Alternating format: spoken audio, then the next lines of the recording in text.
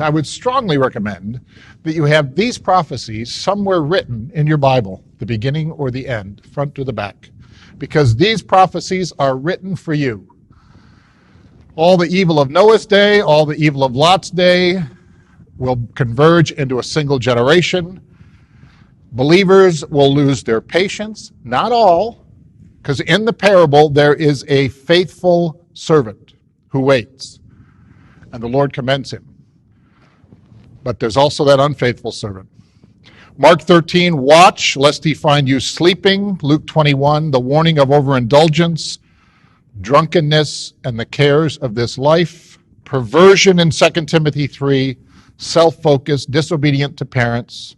Scoffers in 2 Peter 3 who would rather walk after their own lusts. See, that's really probably what happened to the 15 people in that picture that are no longer in the truth. They're now walking after their own lusts, whatever they're doing, and they have given up on the truth. And lastly, in Revelation 16, where we ended yesterday, the danger of losing our garments of right living. So we covered this Monday, and you see how the warning of the Lord Jesus Christ and the warning of Paul and the warning of Peter and the warning of John, it's all the same warning. It's all painting the same picture. And God said this is going to be so dangerous for you that I'm not going to record it once. I'm not going to record it twice. I'm going to record it at least 10 times in the Bible. In the last days, times will be perilous. Times will be evil. Times will be wicked. Be warned, be careful that you don't lose your garments, because God is trying to save us. And you notice, God didn't say in the Bible that before all this wickedness happens, I'm going to take the believers and their children out of the picture so they are spared. God says, I'm going to leave the believers right in the world. And Jesus isn't going to return until after these conditions develop. So the faithful are going to have to learn to endure these conditions, which means Katie number 1 and Katie number 2 have a decision to make. And Abby has a decision to make. And Savannah has a decision to make. And Byron has a decision to make. And Lincoln has a decision to make. And Joseph has a decision, as does Benjamin. We all have a decision to make. How are we going to allow these conditions to impact our life? Because if the Jacob on my left or the Jacob on my right do not take a firm stand for the truth in their life, these conditions will overwhelm them. Same thing with Alana, same thing with Carolyn, same thing with Uncle Ken. We each have to learn of the danger of these conditions and be convicted in our heart that we will not allow these evil conditions to overcome us. That's what God is looking for. And it doesn't happen at baptism. If Benjamin does not make a commitment to holiness years before his baptism, then by the time he's of baptism age, it may be too late. So don't think that you can wait till you're baptized before you make a commitment to stay away from the evil. Because if you wait until then, you may never get baptized. And that's what happened to some of those 20 people in that photograph. So God is looking for you to make a commitment now to holiness. Give me 4 examples of people in the Bible who set their heart to seek God when they were very young. Number 1, now you are Natalie? Natalie. David set his heart. David. Samuel set his heart. 2 more. Katie. Who? Ruth. We don't know how young she was, but certainly by the time she was married to her husband, she had either learned the truth or she had embraced it shortly thereafter. So another good example, one more. Young person who set their heart to serve God and said, it doesn't matter what conditions I find myself, I am staying faithful to God regardless of what comes. Go ahead, Joseph. Benjamin, sorry. Who? Jesus. Excellent example. I should have excluded him. No, he's a good example. You have Daniel, you have Josiah, lots of different examples. So you're not too young to make a commitment to live a holy life. Jacob and Lindsay and Lincoln and Savannah and all the rest of us. If you don't, you're going to find yourself in trouble.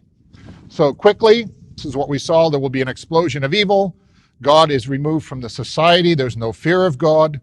So you probably hear, if you go to a public school, people readily taking God's name in vain because they have no fear of God. And they use language that is totally inappropriate, but they have no fear of God. They talk about things they ought not to be talking about. They are involved in relationships.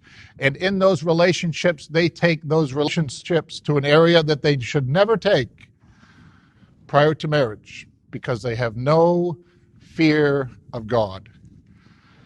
There's going to be an excessive focus on self. People will be lovers of themselves, lovers of money and pleasure. Society will be obsessed with sin. It will fill their minds and govern their conduct. Perilous times for believers.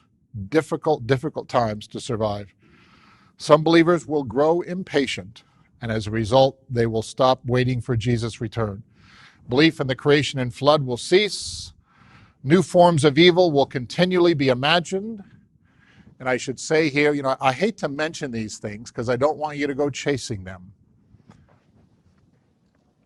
But there is a cable company in the United States called HBO. Has anybody heard of it? They know about all these things. They have no fear of God. Back in the year 1999, they had a very popular program on TV called The Sopranos. And the reason it was popular was because it had more violence and immorality than any other program had ever had. Extremely popular. But as time goes on, a TV program can only last so many years, and they had to finally have the last episode. And they replaced it with a new series that became the most popular series on TV. And the name of that series? Game of Thrones. Most popular series, I think, in the US, maybe Canada, across in Europe, I don't know. Hugely popular. You know why it was so popular? Because it had more sex and more violence and more immorality than any television program ever had. And this 2-3 months ago, I didn't see the program, I only saw the article, that they had their final episode, and everybody had to come and watch this episode. But now it's gone. So guess what HBO has done? They're coming out with a new series. I'm not going to tell you the name because I don't want you to go search it out. But this new series is going to have more sex, more violence, and more immorality among teenagers than any program ever has. So as time goes on, they have to invent and create new forms of evil that are more degrading and more immoral because they're looking to attract more and more and more people. If they were to run reruns of their series called The Sopranos back in the 1990s, people wouldn't watch. If they were to run reruns of the Game of Thrones, people wouldn't watch. People want something new, something more evil, more sinful, more immoral. And the movie makers and the TV producers are following. So be careful, young people, what you are willing to expose yourself to. If we don't take a stand for holiness in our life, we end up we end up being overcome by it.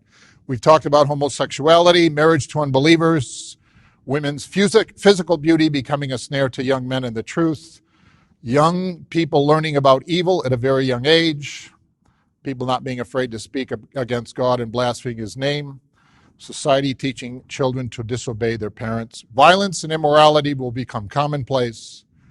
And so we have what I call the slippery slope. Now, if you're not comfortable with math and graphs, don't get nervous. It doesn't get too complicated. We're not going to do any trig formulas, as Uncle Peter talked about yesterday. But this graph is depicting, if you can see, on the y-axis is godliness. On the x-axis is time. So as time goes on, and this red line depicts the level of godliness in society. What happens as time unfolds in society? Does the godliness of society go up, or does the godliness in society go down? And this is the Bible warning.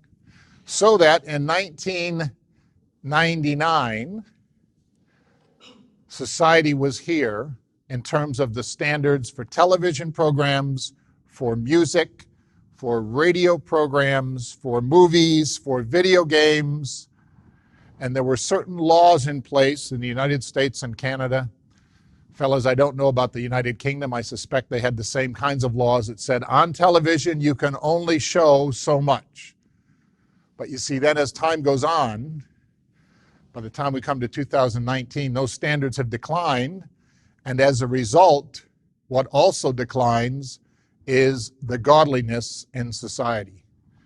I'll show you in a couple minutes some proof of how this has happened. So this is what's happening in society at large. And again, you can apply this to the music industry, you can apply it to the movie industry, to the television industry, anything to do with entertainment.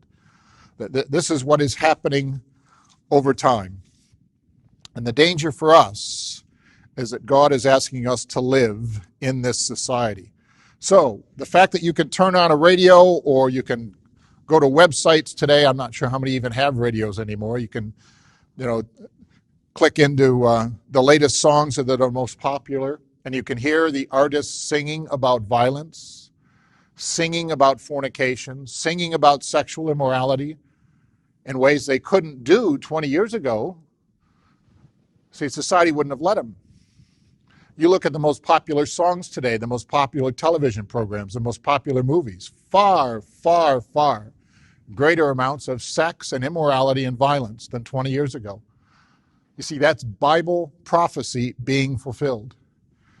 Advertisers who are appealing to you, whether it's clothing, whatever it is, and there's far more sensuality, there's far greater emphasis on young ladies to expose greater portions of their body.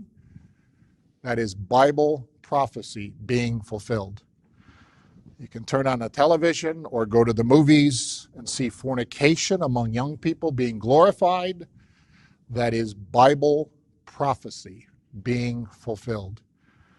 You can click on pornographic pictures in your own home, on your own phone. That is Bible prophecy being fulfilled. And each of us needs to learn how to take a stand against these influences, because God is not going to spare us. So, you can use a graph to identify the decline in movies, music videos, dress, video games, television. You can also use this graph to depict the declining evil conditions that existed in Noah's day. Now, in his case, you'd have to stretch it out further than the 30 years or 40 years we have depicted. But over the life of Noah, he saw society generally degrade. And as a result, as every year passed, things got worse. So, here is a picture of one of the most popular television programs from the 1960s. It was called The Dick Van Dyke Show. And when they had a bedroom scene, this is the bedroom scene depicted in the 1960s. The standards of that day would not permit the husband and the wife on the television program to be in the same bed.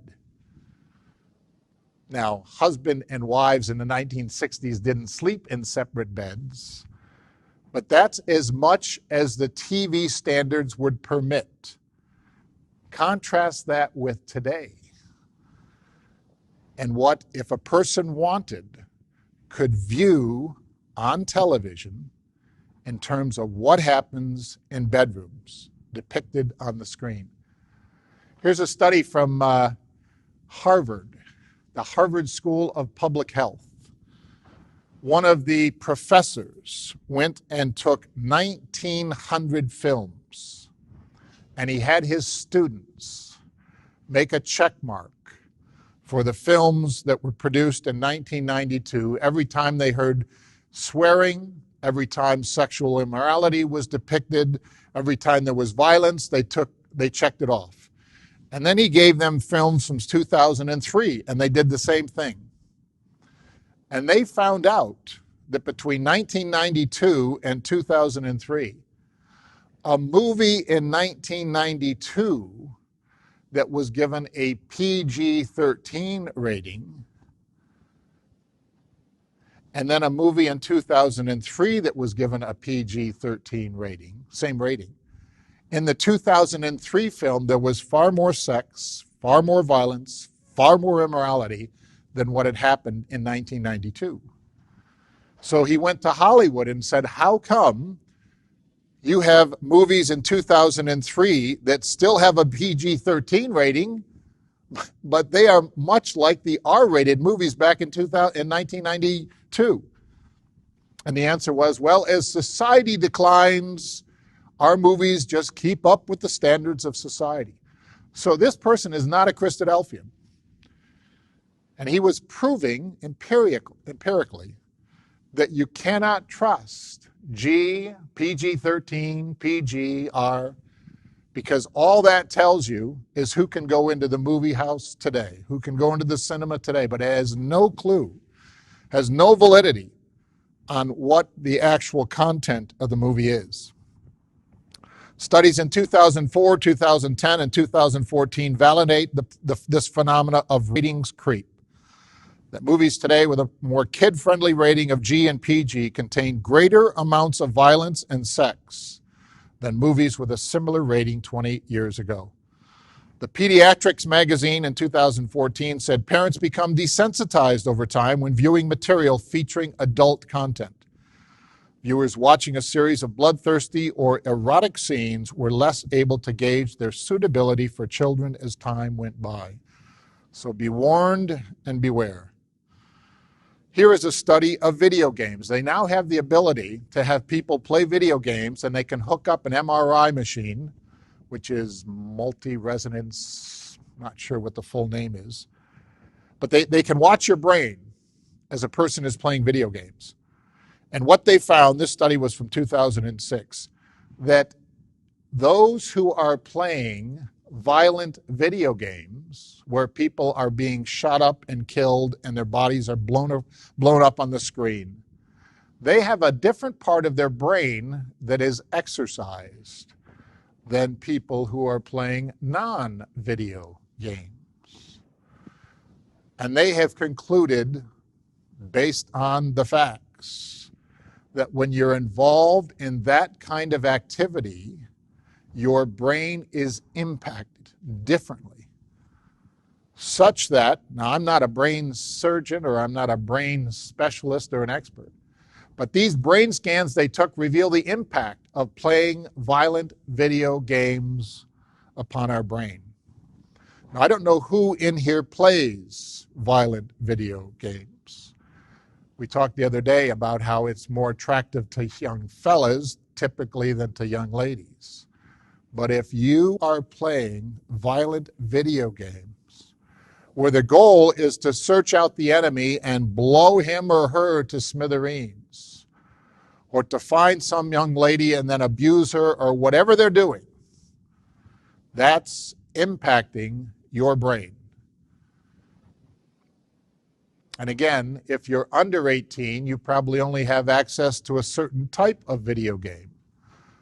And if you get comfortable playing video games at 15, 16, and 17, there is an entirely different market for people who are 27, 28, and 29 playing video games, because there are no standards once people become adults. So we need to beware and be warned. 2014 update, remember this study was from Cambridge. I believe. No, the next one coming up is from Cambridge. So Iowa State University in 2014 said children who repeatedly play violent video games are learning thought patterns that will stick with them and influence behaviors as they grow older. If you practice over and over and over again, you have that knowledge in your head. The fact that you haven't played the piano in years doesn't mean you can't still sit down and play something. This would be typical for adults. Gentile said, now that's the person they interviewed, it's the same with violent games. You practice being vigilant for enemies, practice thinking that it's acceptable to respond aggressively to provocation, and practice becoming desensitized to the consequences of violence. Very dangerous. Remember what God said in the days of Noah, what were the two predominant conditions that existed in Genesis 6? Violence and immorality. And the video game industry is making money off of this. 2018, another study confirmed the link between violent video games and physical aggression. The study found violent video games do cause players to become more physically aggressive. An international study looking at more than 17,000 kids, ages 9 to 19, from 2010 to 2017, found playing violent video games led to increased violent aggression over time. Those who played violent games such as Grand Auto Theft, Call to Duty, and Manhunt were more likely to exhibit violent behavior and their own character. So if you're playing these games, fellas or ladies, they are impacting your brain, they are impacting your character, and you are placing yourself under the influence of society. Cambridge University. Now, I talked to your dad the other day about Cambridge. Did he live in Cambridge? Did he attend Cambridge? So Cambridge is a highly respected university in England. I don't know where it ranks, but it's up there probably with Harvard and with Yale and some of the finer universities that the United States has in England. I'm not saying they're just as good, but I'm just for comparison purposes.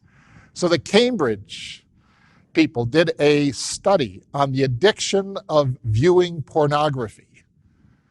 And they concluded that it affects a brain in the same way as alcoholism or drug abuse. And again, they used an MRI study. And they looked at, these are healthy volunteers and what their brain looks like. These are those who are given to compulsive viewing of pornography. And they can see where the human brain is impacted differently by people who are addicted to this type of viewing. It has an impact on their brain. So what science is telling us is it's vindicating God's warning in the Bible regarding sin. When we sin, this has a negative impact on how we think and how we act and how we make decisions. They now know it has a chemical impact on our brain, causing us to want to commit even more sin, because that's what happens. The brain develops this addiction and the body develops this addiction, and it wants more and more sin, just like alcoholism, just like smoking. Pornography has the same type of impact. Or drugs. God didn't create us automatically to reject sin. We have to make an individual decision to do that. If we choose sin, our brains will temporarily thrive on it, crave more, but eventually begin to deteriorate. Viewing pornography can be just as addictive and destructive as these other factors. And so both science and God warn us of the dangers of sin. Now we're going to talk about the dangers of a smartphone. Who would think a smartphone would be dangerous? Now, we're not up here to tell you to get rid of your smartphone. We just bought our first one a month ago. So they have to be used in a way that will not encourage wrong behavior, wrong thinking, wrong conduct on our part. But smartphones are competing with God. Because you see, for God to save us, God has to transform us. He has to take Hannah and make her into a new person. He has to take Uncle Ken and make him into a new person. He has to take Benjamin and make him into a new person. He has to take Lindsay and make her into a new person. A new person who thinks differently, who loves differently, who forgives differently, who treats other people differently, who talks differently. They don't just listen to their natural mind and do whatever the natural mind wants. But for God to save Jacob, he has to transform Jacob into a new person. And to transform us into a new person, he has to get his word into our minds. He cannot do it any other way. I can't show you a movie. I can't show you another book. I can't take you to a website. You can't look at a YouTube video. There's nothing else God can do to transform us other than to get the principles of this book into our hearts and minds. That's the only way the transformation process can happen. And it's a mammoth task on God's part to transfer Elena or KD1 or KD2 into new people. And that's the last time, ladies, I apologize. Last time I'll talk about KD1 and KD2. But you see, God has to change us. The only way he can change us is to get his word into our hearts. And if he can't do that, then he can't transform us. So Benjamin will be, or Jonathan will be, the very same person in 2024 as he is in 2019 if he doesn't allow God's word into his heart and mind. In the past 10 years, this effort by God to transform us has become much, much more difficult. Partly because what all these people have in common is they are now all developing an addiction to their smartphone. Whether they are texting, whether they are watching movies, they're watching television programs, listening to the internet, going on social media, whatever it is. Young people and old people are allowing an electronic device to take over their life. Again, I am not suggesting you get rid of your smartphone if you have one. Just be very, very careful how much time you allow that device to eat up in your life. Because these devices make the transformation process very difficult. God isn't going to try to compete with a smartphone. He is not going to develop an app or a website or a YouTube video. He'll never send you a text. He will never send you an email. He won't set up a Facebook page. He won't have a Twitter account. So you will never be able to communicate with God through your smartphone. He's given us one source and one source alone, and that is his word, because that is inspired. Those are his words that were written down by the authors of the Bible. If we want to get to know him, we must do so on his terms. If we're not willing to take the time to read the Bible, we can't expect to be in the kingdom. 15 of the 20 people in that picture stopped reading their Bible at some point. And 15 of the 20 people in the picture that Uncle Eric referred to will not be in the kingdom unless they make a change in their life. Unless we're willing to think and reflect and meditate upon his principles and how they should apply in our life, he can't change us. And if he can't change us, he can't save us. When we leave God's input out of our life, we make it impossible for him to save us. So we need to learn how to hold ourselves accountable to these devices. The danger, this is just some of them, there may be others. They can devour our time and rob God of the time we should spend with him. You know, people can spend a couple hours on social media and they feel real good afterwards because they've made contact with all their friends, but have not spent time with God. They make readily available a wide array of sin, and they encourage its pursuit. You know, you are always only ever one click away from sin when you're on the internet. One click away from sin. The kind of sin that can overwhelm us, the kind of sin that can lead us down a path that will take us away from the kingdom. Social media encourages the promotion of self. Remember what 2 Timothy 3 said? They won't be lovers of God, they will be lovers of three things. What were they? You got one, Jonathan? Money. David, another one? Themselves. And the third one, Jacob? Pleasures. So Timothy warned us, in the latter days, you watch, people are going to be lovers of themselves. And with this device, I can tell everybody, all my friends, everything about me. I can take pictures of what I'm doing, what I'm thinking of doing, all my friends, where I'm going, and encourage everybody to look at me. Look at me, look at me, look at me. I'm not saying we shouldn't have a Facebook page. I'm not saying that social media should be banned. We just need to make sure we're using it in a way that will be helpful. If Jesus was here today with his 12 disciples, would he use WhatsApp to stay in touch with them? I don't know. Effectively, you could. If you had 12 people that you were trying to do something in the truth with, and brethren and sisters use electronic devices to stay in touch with each other, family uses it to stay in touch with each other, so there are good uses. We just have to make sure that we are using these electronic devices for good use. So we've got a couple of guidelines before we text or before we post something on social media. Number one, is the focus on God or on myself? Would Jesus want me to communicate what I'm about to send? Will it be spiritually helpful or hurtful to others? Will this take people's minds to God or away from God? Will this help people get into the kingdom? And we need to think, is it true, helpful, imitating Christ? Is it necessary, and is it kind? And lastly, is it consistent with each of the commandments of Christ?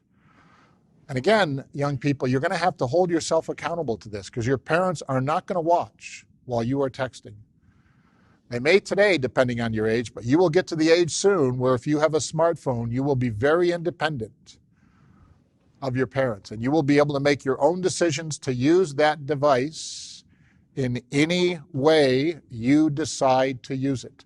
And you will be in a position to allow that device to influence your life in any way you decide. It's interesting that Apple uses the very symbol of a bitten fruit, which takes us back to Genesis 3 and the fall of Adam and Eve. Only in this case, it didn't result in the fall of man. This electronic device, if we're not careful, will actually place us outside the scope of God being able to save us. So quickly, between 30 years ago and today, homosexuality used to be illegal. When I was going to school, when Uncle Craig was going to school, it was illegal to be homosexual. Today, it's promoted and defended. When I was in grade school, we used to open each day with a prayer. That is now illegal in the schools in Michigan. Evolution used to be considered illegal. Now it's promoted teaching. Fornication used to be considered immoral, and society promoted abstinence. Not anymore. Fornication is now expected, and the use of protection is what society encourages. So schools make available protection for young people. And just in the last couple of years, with all the sexting that takes place, if you're not familiar with that term, don't go search it out.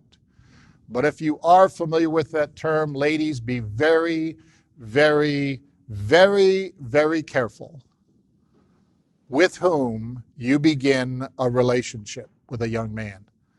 Because the expectation of the young men in the world is now that you should be willing to share yourself with them in pictures. That's where society is going.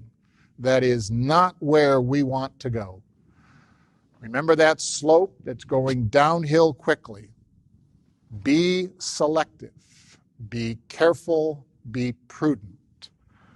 Look for young men who have a fear of God. Cohabitation used to be considered immoral. It is now expected. Anybody know who this is? I believe his name is Dumbledore, or is there an F on the end? Dumbledore. The reason I like to show his picture is in 1997, when the first book came out in the series on Harry Potter, Professor Dumbledore was featured in that book. And then, as you know, several more books were written between 1997 and 2007. In 2007, the author of these books hosted a conference in Madison Square Gardens in New York. And 10,000 of her fans came to that meeting. And at that meeting, she announced that Mr. Dumbledore, Professor Dumbledore, actually is homosexual. And they gave her a standing ovation.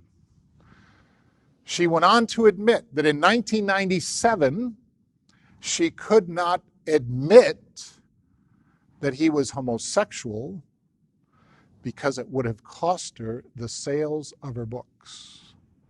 So in 10 years, society had completely changed its perspective on this issue.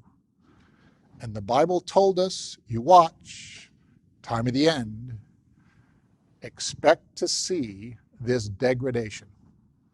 And we'll leave it there. Thanks very much for your participation. I think I went over a minute again, so I now owe you 2 minutes.